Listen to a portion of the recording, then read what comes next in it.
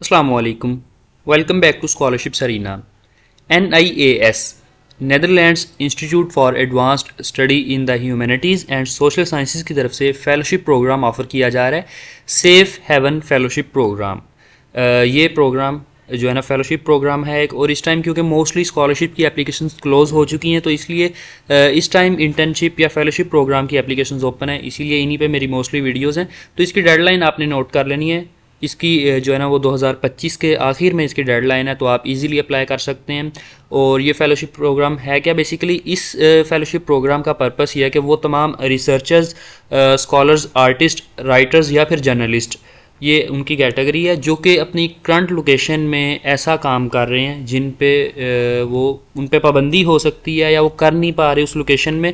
ठीक है, for example मैं पाकिस्तान में किसी ऐसी चीज़ पे रिसर्च कर रहा हूँ या ऐसे इलाके में रिसर्च कर रहा हूँ जो कि पॉसिबल नहीं मेरे लिए उस टाइम उस इलाके में रहते हुए, वो कोई भी रीज़न हो सकती है। उस इलाके में मेरी स्टेट की तरफ से मेरे पे पाबंदी हो सकती है, कोई जंग की सूरत हाल हो सकती है जिस तरह इस टाइम गज़ा वगैरह में सिचुएशन है। तो आप ऐसा अगर काम कर रहे हो और आप इन कैटेगरीज में फॉल करते हो तो फिर ये फेलोशिप प्रोग्राम आपके लिए। ये क्या होगा इसमें कि ये आपको अपने पास बुला लेंगे, अपनी जो है ना यूनिवर्सिटी में आपको पूरी फैसिलिटीज़ देंगे, रिसर्च फैसिलिटीज़, ताकि आप अपना जो काम है वो कंटिन्यू कर सको। आइदर आप जर्नलिस्ट हो, राइटर हो, रिसर्चर हो, जो भी हो, वो अगर आप ऐसी सिचुएशन में आप हो तो आप इसके लिए अप्लाई कर सकते हो। तो इसके जो है ना वो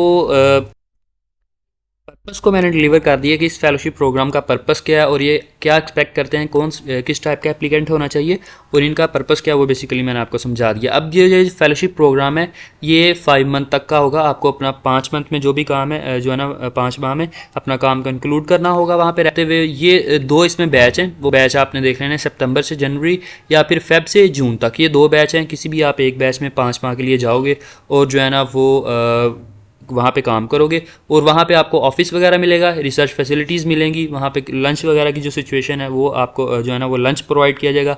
और जो है ना वो ट्रैवल एक्सपेंस, फॉर एग्जांपल आपको जाना पड़ता है डिफरेंट लाइब्रेरीज़ में, जाना पड़ता है डिफरेंट कम्युनिटीज़ में, जाके वहाँ पे इंटरव्यूज़ करने हैं, डाटा कलेक्ट करना है, जो भी आपका जो भी वो आपको ट्रैवल एक्सपेंस देंगे। और उसके बाद आपको अकोमोडेशन देंगे वहाँ पे सब्सिडाइज, मतलब आपको कम जो है ना वो जो वहाँ पे नॉर्मल रेट चलता है वो भी उससे काफ़ी कम आपको मिल जाएगा। और आपको पर मंथ अलाउंस भी मिलेगा, 3500 यूरोज़ पर मंथ आपको जो है ना वो स्टाइपेंड या अलाउंस आप कह लो कि जो है ना वो आपको मिलेगा।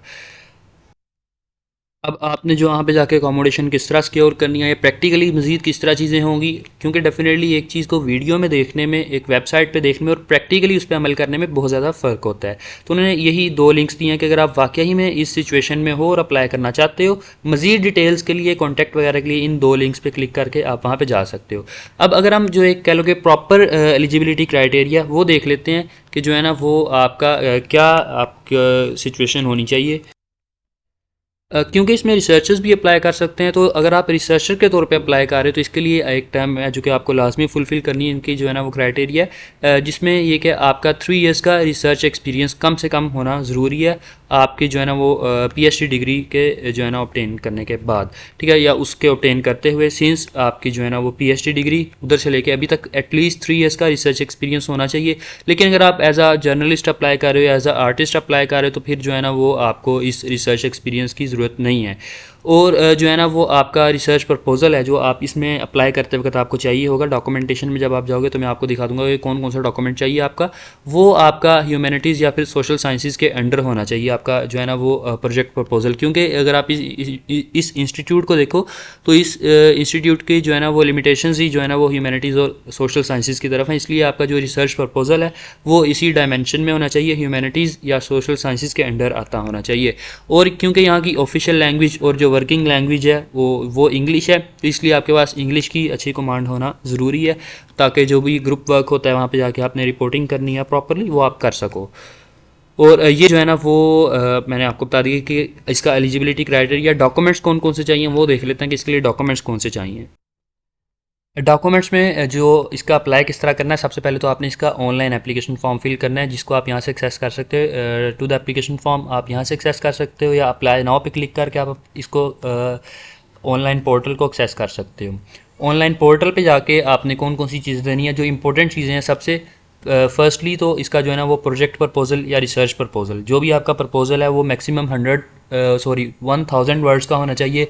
और जो है ना वो इसके बाद आपको एक शॉर्ट मोटिवेशन लेटर चाहिए होगा, मैक्सिमम 150 वर्ड्स का। ये दो इंपॉर्टेंट डॉक्यूमेंट है, इसी में आपने हर चीज़ को कंक्लूड करना है। आप क्यों अप्लाई कर रहे हो, किस वजह से अप्लाई कर रहे हो, और जो है ना वो आपकी इस टाइम क्या सिचुएशन है, और जो है ना आपका प्रपोजल वो जिस तरह मैंने ऊपर बताया था कि ये सोशल साइंसेज या ह्यूमैनिटीज़ के अंडर आता होना चाहिए। और इसके बाद आपको अपनी सीवी एक डिटेल चाहिए होगी, जिसमें आप अपने हर स्किल्स को, अपने एक्सपीरियंसेस को मेंशन करोगे, रिसर्च एक्सपीरियंस है, वर्क एक्सपीरियंस है, अपनी नेशनैलिटी वगैरह को, हर चीज़ को मेंशन करोगे।